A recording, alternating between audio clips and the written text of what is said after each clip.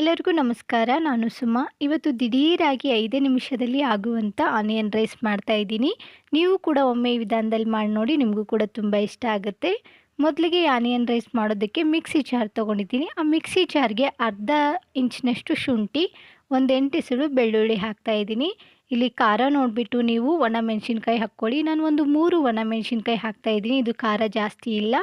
ಹಾಗೆ ಒಂದು ಟೊಮೊಟೊ ಕೂಡ ಕಟ್ ಮಾಡಿಬಿಟ್ಟು ಹಾಕ್ತಾಯಿದ್ದೀನಿ.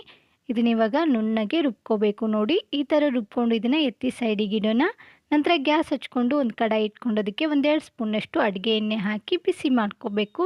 ನೋಡಿ, ಬಿಸಿ ಆದಮೇಲೆ 1/4 ಸ್ಪೂನಷ್ಟು ಜೀರಿಗೆ ಹಾಕ್ತಾಯಿದ್ದೀನಿ. ಒಂದು ಪಲಾವ್ ಎಲೆ ಹಾಕ್ತಾಯಿದ್ದೀನಿ. ಇದು ಚೆನ್ನಾಗಿ ಚಟಪಟ ಅಂತ ಸಿಡಿದ್ಮೇಲೆ ಒಂದು ದಪ್ಪ ಈರುಳ್ಳಿನ ಸಣ್ಣದಾಗಿ ಕಟ್ ಮಾಡಿಬಿಟ್ಟು ಹಾಕ್ತಾಯಿದ್ದೀನಿ. ನೋಡಿ, ಈ ಥರ ಚೆನ್ನಾಗಿ ಇದು ಕಲರ್ ಚೇಂಜ್ ಆಗೋವರೆಗೂ ಫ್ರೈ ಮಾಡ್ಕೋಬೇಕು. ನೋಡಿ, ಈ ಥರ ಚೆನ್ನಾಗಿ ಇದು ಈರುಳ್ಳಿ ಫ್ರೈ ಆಗಿರಬೇಕು.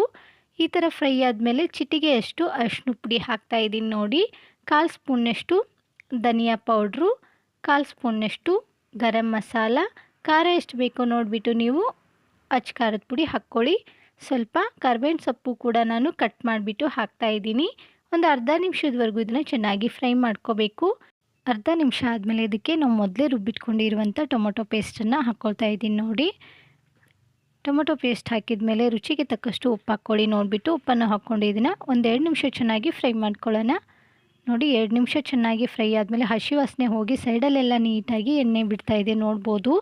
ಇದಕ್ಕೆ ನಾವಿವಾಗ ಮಾಡಿಟ್ಕೊಂಡಿರುವಂಥ ಅನ್ನನ ಹಾಕ್ತಾಯಿದ್ದೀನಿ. ನೋಡಿ, ನೀವು ಉಳಿದಿರೋ ಅನ್ನದಿಂದನೂ ಮಾಡ್ಬೋದು, ಹಾಗೆ ಬಿಸಿ ಅನ್ನ ಮಾಡಿಬಿಟ್ಟು ಈ ಥರ ಒಗ್ಗರಣೆಯನ್ನು ಮಾಡ್ಬೋದು. ತುಂಬ ಚೆನ್ನಾಗಿರುತ್ತೆ.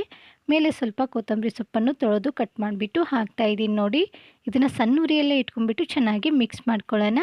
ನೋಡಿ, ಈಗ ಚೆನ್ನಾಗಿ ಮಿಕ್ಸ್ ಆಗಿದೆ. ಗ್ಯಾಸನ್ನು ಆಫ್ ಮಾಡಿಬಿಟ್ಟು ರುಚಿ ಅದೇ ಏನಾದರೂ ಕಡಿಮೆ ಬಿದ್ದಿದ್ರೆ ನೀವು ಮೇಲೆ ಹಾಕಿಬಿಟ್ಟು ಚೆನ್ನಾಗಿ ಮಿಕ್ಸ್ ಮಾಡ್ಕೊಳ್ಳಿ. ನಾನು ಮತ್ತೊಂದು ಇದೇ ಥರ ಸಿಂಪಲ್ ಆ್ಯಂಡ್ ಟೇಸ್ಟಿ ರೆಸಿಪಿಯೊಂದಿಗೆ ಸಿಗ್ತೀನಿ ರೀ. ಅಲ್ಲಿವರೆಗೂ ಬೈ, ಟೇಕ್ ಕೇರ್, ನಮಸ್ಕಾರಗಳು ರೀ. ಯಾವಾಗಲೂ ನಗ್ತಾ ಇರಿ, ಇನ್ನೊಬ್ಬರನ್ನ ನಗಿಸ್ತಾ ಇರಿ. Thank you for watching.